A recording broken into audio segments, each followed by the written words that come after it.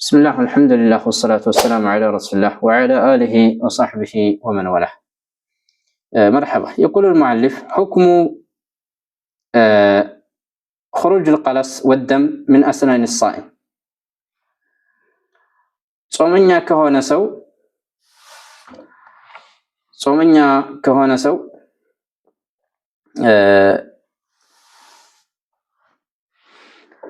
ደም መውጣቱ ከጥርሶቹ ማለት ነው። እንደዚሁም ደግሞ ቅርሻት፣ ቀለስ ማለት ቅርሻት ማለት ነው። ቅርሻት ቢወጣው ሰውየው ያቀረሸው حكم ምንድነው ነው? القلس والدم الخارج من أسنان الصائم ያቀረሸው የሆነ ሰው ያቀረሸው የሆነ ሰው እንደዚሁም والدم الخارج من أسنان الصائم ጾመኛ ከሆነ ሰው ጥርስ የሚወጣ የሆነ ደም ممكن يحصل ሊገኝ ይችላል። حكሙ ምንድነው? لا يفطره አያስፈጥረውም ነው። حكሙ አያስፈጥረውም طالما رجع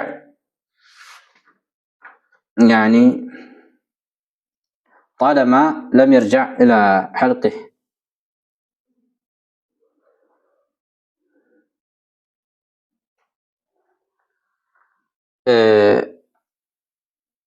ወደ ጉሮሮ እስካልተመለሰ ድረስ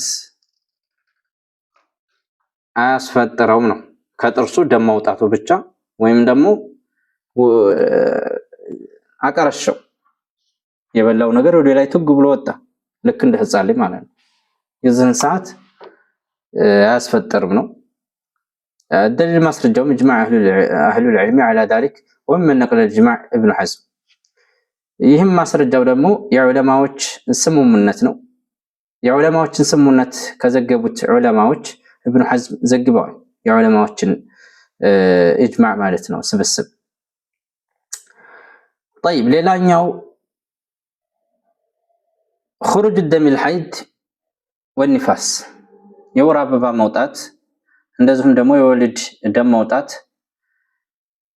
حكم ምንድነው? حكم صوم من حاضت أو نفست أثناء نهار رمضان ከረመዳን ቀን የወሊድ ደም የመጣት የሆነ ሴት ወይም ደግሞ የወር አበባ የመጣት የሆነ ሴት መጾሟ እንዴት ይታያል? حكሙ እንዴት ነው?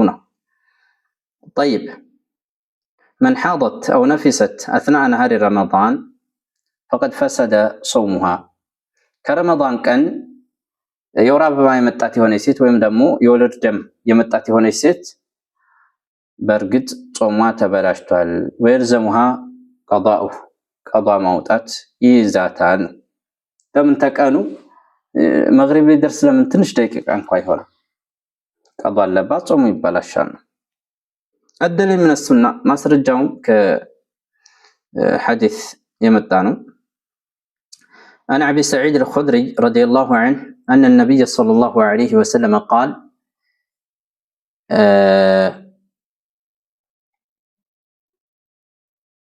أليس إذا حضت لم تصلي ولم تصم حديث قرأت ብሎ ነው።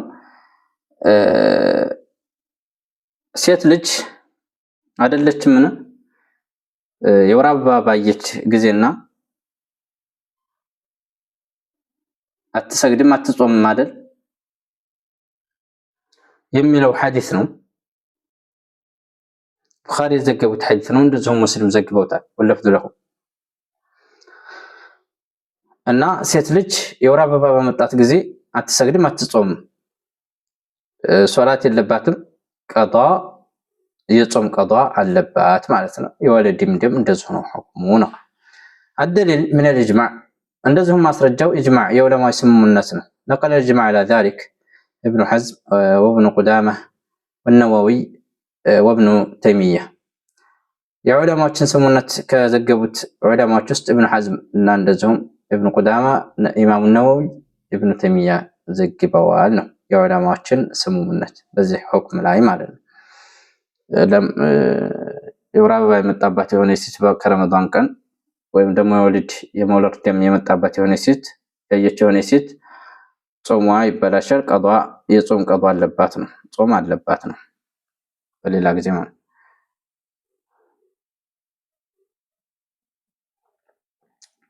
طيب حكم إمساك بقية اليوم لمن فسد صومها بخروج دم الحيض أو النفاس የቀሩትን ቀናቶች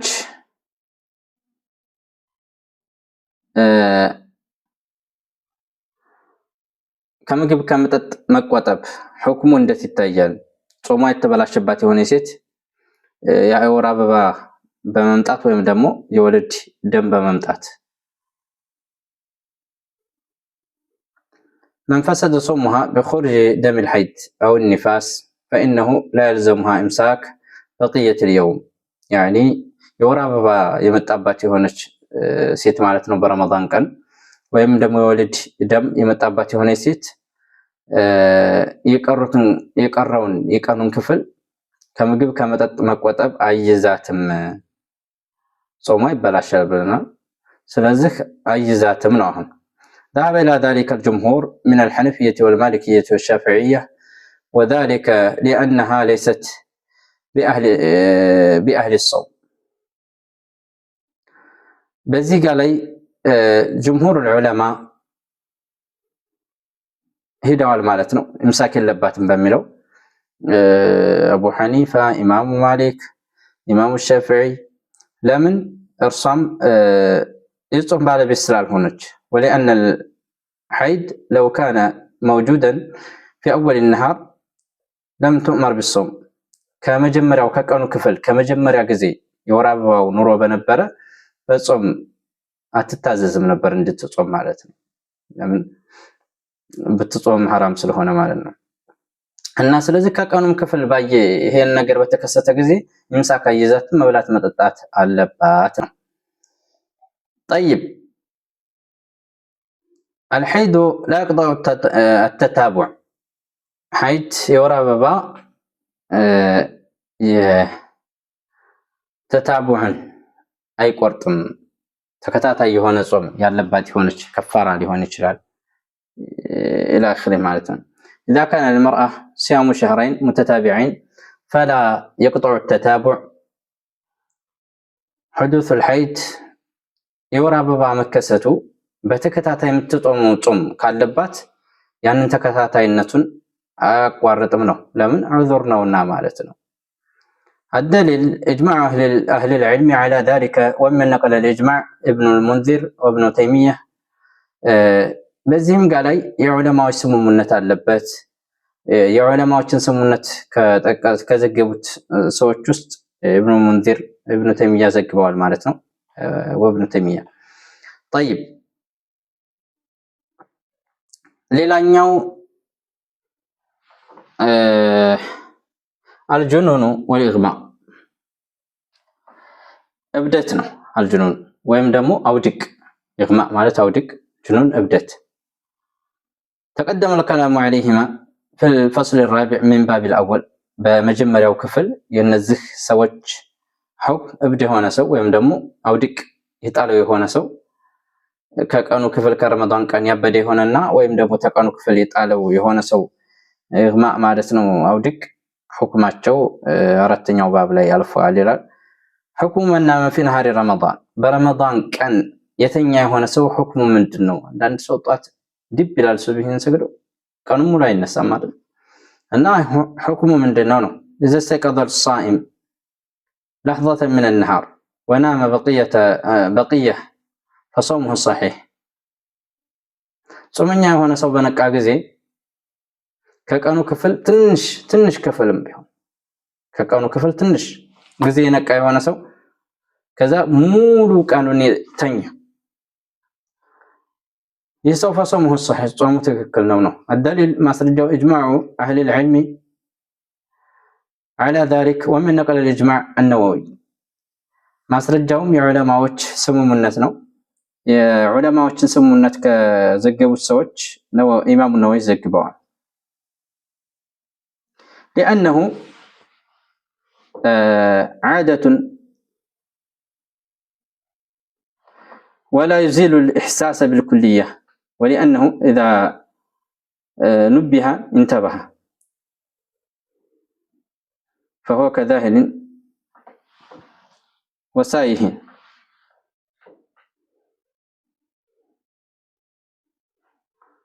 እርሱ ምንድነው ተለምደው ነውና ይሄ መስማት መንቃት የሚባለው ነገር አለ ከሱ ጋር ሰው ካነቃው ወይም ደግሞ ተቀሰቀሱት ይነሳል ወድራ ያኒ አቅሉ አልተወገደም ማለት ነው።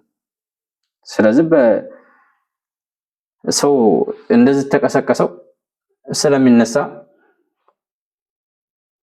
ሁክሙ የዚህ ሰው ከዛሂድን ነው ሳይን ልክ እንደረሳ ሰው እንትን እንዳለሰው ነው እንትን የሚባለው ማለት ነው ሁክሙና ጾሙ ትክክል ነው። ከረመዳን ቀን የተወሰነችን ክፍል ነቅቶ የተኛ የሆነ ሰው ሙሉን ቀኑን ጾሙ ትክክል ነው። ያቀረሸው የሆነ ሰው እንደዚህ መርሐባ። ሌላኛው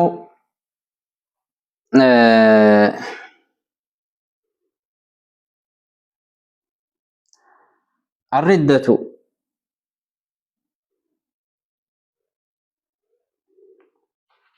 كسلمنا ما فنقط من ارتد في أثناء الصوم بطل صومه والعياذ بالله بك صومو يالا ودي كسلمنا ودي كرستنا يزوري هنا سو صومو يبلاشال الدليل ما سرجهم إجماع أهل العلم على ذلك ومن نقل الإجماع ابن قدامة والنووي والمرداوي يا علماء يسمون تعلبت برمضان كان كسلمنا ودي كرستنا يزوري هنا سو مرتد هنا سو صومو يبلاشال بميلو ابن قدامة እንደዚሁም نووي والمرداوي يا علماء يسمون ጠቅሰዋል ማለት ነው። ጠቅሰዋል።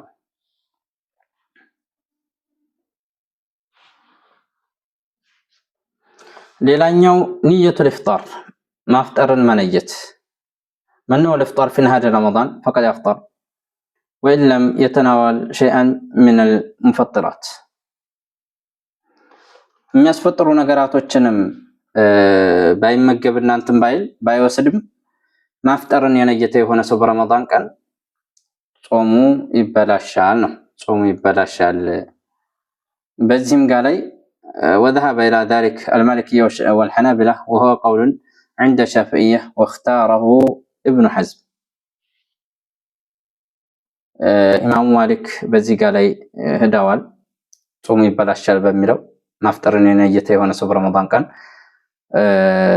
እንደዚሁም በሌላ ቀውል ኢማሙ ሻፊዒ ابن حزم مرتوتال الدليل ما سرجعوا عن عمر بن الخطاب رضي الله عنه أن النبي صلى الله عليه وسلم قال إنما الأعمال بالنيات.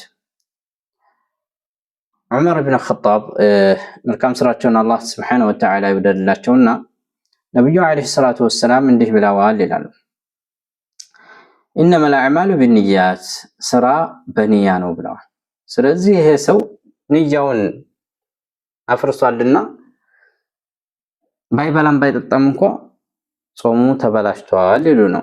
ወጅሁ الدلاله የማስረጃው ሁኔታ أن من دام ناويا للصيام فهو صائم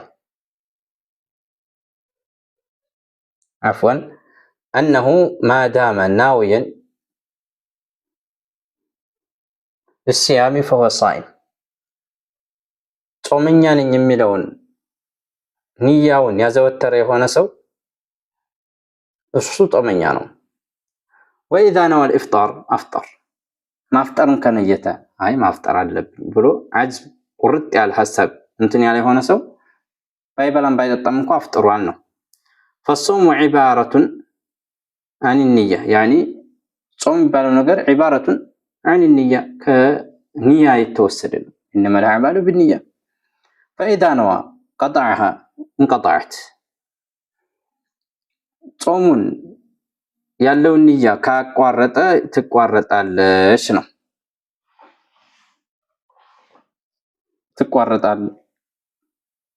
ትቋረጣለች ነው።